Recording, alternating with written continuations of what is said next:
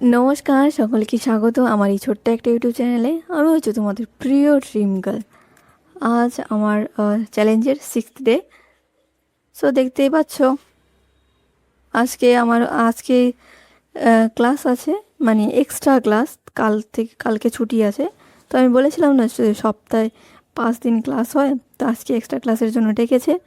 So যাচ্ছি, মানে 2টো class হবে, বেশি তো হবে না। তো রেডি হয়ে নিচ্ছি। এই তো আমার পারফিউম পরে নিয়েছি। আর এখন আমার এক্সট্রা ক্লাস কিসের জন্য? আমি যেহেতু অল সায়েন্স নিয়েছি, দ্যাটস ওয়াই এক্সট্রা ক্লাস করতে হয়। তো নিয়ে নিচ্ছি হচ্ছে লিপ বাম। এটাই আমার আর কি করবো বলো, এটাই পড়তে হয়। তো এখানে কত জায়গায় না মেলাও বসেছে। আমার না মেলায় যাওয়ার প্রচণ্ড ইচ্ছে আছে, কিন্তু দেখি কাল পরশু যাওয়া যায় কি না।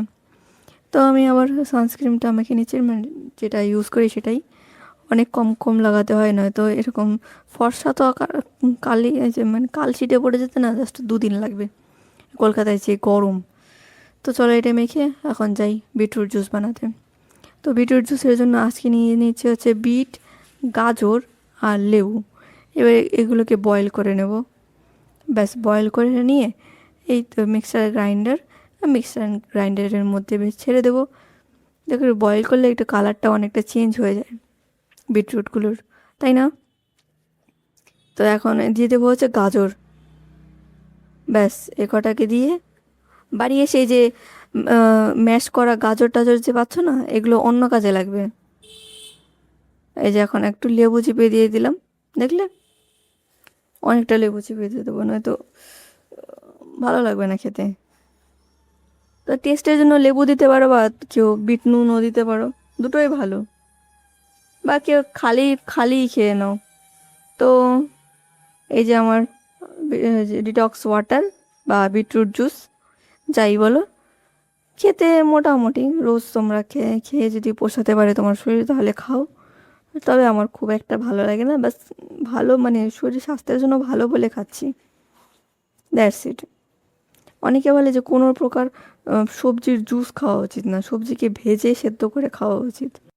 তো চলো এখন দেখা যাক কি করি আর। তো এখন আমাকে আবার ব্রেকফাস্ট বানাতে হবে। তো দেখতেই পাচ্ছ অনেকটা স্ট্রাগল, এখন আমি হোস্টেলে একা আছি, মানে আমার কেউ নেই এখন। তো এখন সব কিছু আবার নিজে নিজেকেই করতে হয়। আগেও নিজেকেই করতে হতো, কেউ করে দিয়ে যেত না। মানে আমার তো নিষ্কম্মা দিদি আছে, জানি না এই মেয়েটার বিয়ে কি করে হবে। আমি অনেক টেনশনে আছি যে আরও 3টে বোন আছে, মানে সবাই আমার বড়। বড়দি আমার বড়, তারপর মেজদিও আমার বড়, ছোটদিও আমার বড়। ছোট হচ্ছে ওই ভাইটা, বুঝলে? তো নিয়ে নিলাম ব্রেকফাস্টে এগ অমলেট, ঝোল, আর আপেল, আর ওই সয়াবিন দিয়ে উপমা। তো বলছিলাম যেটা, ভাইকে দেখে আমার মানে ভাইয়ের জন্য তো টেনশন হয়ই, কিন্তু ভাইটা তো ছেলে না, মানে একটু কথা বলতে না পারলে, বা এই একটু স্পেশাল চাইল্ড হলে কোনো অসুবিধা নেই, কিন্তু ওকে কিছু করা যাবে, ওর একটা গতি করে দেওয়া যাবে। কিন্তু এই 3টে যে দিদি আছে আমার, এদের বিয়ে দিতে না, সত্যি বলছি, বিয়ে দিতে না আমাদের মিনিমাম 1 কোটি টাকা খরচ হয়ে যাবে। 1 কোটি টাকা। এটাই ভাবছি যে আমার বাবা কি করে দেবে। ঠিক আছে, আমার বড় পিসি, ছোট পিসির হাজবেন্ড বেঁচে আছে, ঠিক আছে, কিন্তু বড় পিসির তো হাজবেন্ড বেঁচে নেই না। ওনার তো 2টো মেয়ে, কি করে করব, কি করব? 2টো মেয়েকে যদি বিয়েও দিই, ও 50 লাখ, 50 লাখ তো লাগবেই 2টো মেয়েকে বিয়ে দিতে।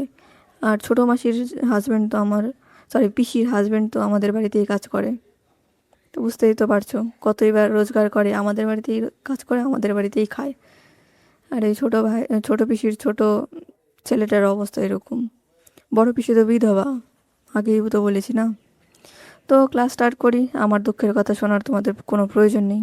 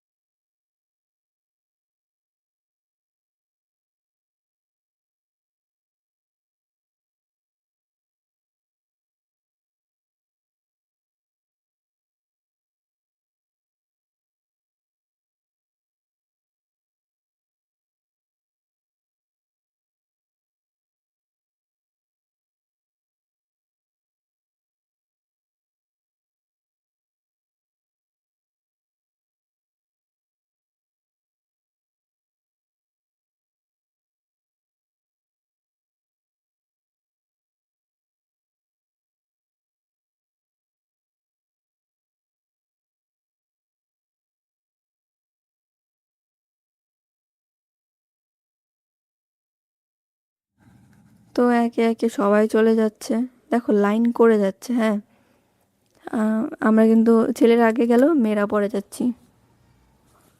তো এটি যে এখানে আমি আবার বাসে উঠে গেছি, দেখতে পাচ্ছ।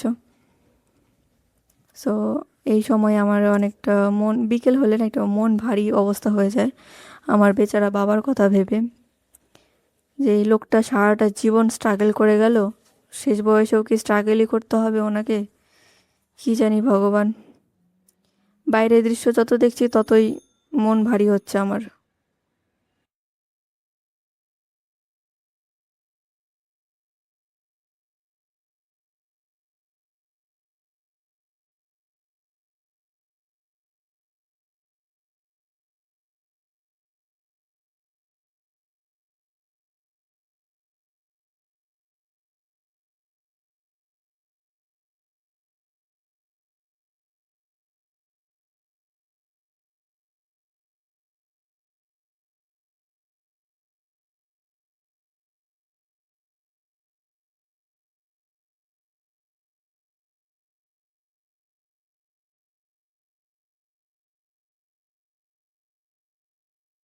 তবে যাই বলো, আজকের দিনটা ফুরফুরে ছিল বটে, কিন্তু আমার আর মুড ছিল না খুব কথা বলার। তো আবার লাঞ্চে নিয়ে নিয়েছি হচ্ছিল ও সয়া পনির, সয়াবিন আর উপমা আর দুটো ডিম সেদ্ধ। আমি বলেছি না একটা কুকুর আছে, ওকেও কিছু খেতে দিই আমি, ওকে রুটি দিয়ে আর ডিম দিয়ে দিয়েছি। একটা ডিম আমি খেয়েছি আর একটা ডিম ওকে দিচ্ছি। হ্যাঁ, আমার সাথেই খায় ও। আমি আমার বারান্দার সামনে বসে খাই, তো তো ও সামনে বসে থাকে, তো ওকেও একটা দিয়েছি। আর এই কেকটা নিয়েছি আর এই ছাঁচটা নিয়েছি। দারোয়ান কাকুকে অর্ধেকটা কেক দেবো আর ছাঁচটা আমি খাবো। তো এটাই হচ্ছে আমার লাঞ্চ। এখন বাজে হচ্ছে 5টা। এখানে 5টা বাজেই লাঞ্চ করতে হয়, শোনো। হোস্টেলে থাকি, রান্না বান্না ঘর টর মোছা আমাকেই করতে হয়, তাই না? বুঝতেই তো পারছো না। তো আবার রাতের ডিনারে চলে যাব পড়াশোনা করে। পড়াশোনা করে উঠলাম 10টা বাজে। তো দেখতে পাচ্ছ আমার ডিনার। এইটা ফ্রিজে রাখা ছিল, বুঝলে? ফ্রিজে রাখা ছিল এই উপমাটা। এটাকে জাস্ট গরম করে নিয়েছি। বেশি কিছু না, ওই ফ্রিজে যা ফল ছিল সবগুলো দিয়েই, এই যে মৌসুমি আর এই বড় বড় আঙুর, এই আঙুরগুলো খেতে না আমার খুব ভালো লাগে, জানো, কিন্তু দামটা একটু বেশিই নেয় কলকাতায়। আমাদের ওখানেও দাম একই। এই তোমাদের এখানে কত নিচ্ছে? আমি 100 এনেছি, এই 40 টাকা দিয়ে 100, বুঝলে? আর এত বড় ক্যাডবেরি, আজকে অর্ধেক খাবো, তারপর দারোয়ানকে দেবো, আর এই আমার স্কুলে নিয়ে যাবো, আর বাদ বাকিটা ফ্রিজে থাকবে। আমি টোটাল এক থাক করে খাই প্রতিদিন। আর এটা হচ্ছে আমুল কুল, এই আমুল লস্যি। এটা আমার একটু টেস্ট করে দেখি যে খুবই মিষ্টি, আর খাবো না এটা। এটা আমার দিদি মানে ওর কলিগরা দিয়েছিল একসাথে অনেকগুলো, তো ফ্রিজে এনে রেখে দিয়েছে। তো বন্ধুগণ, আজকের জন্য এই পর্যন্তই। আর হ্যাঁ, আমি যে তোমাদের আমার পার্সোনাল কিছু ডিটেলস শেয়ার করেছি, তা নিয়ে প্লিজ মাথা ঘামিও না। কারণ আমারই মাঝে মধ্যে নিজেকে অদ্ভুত লাগে যে ভবিষ্যতে কি করব। এতগুলো দিদি আছে, একটা ভাই আছে প্রতিবন্ধী।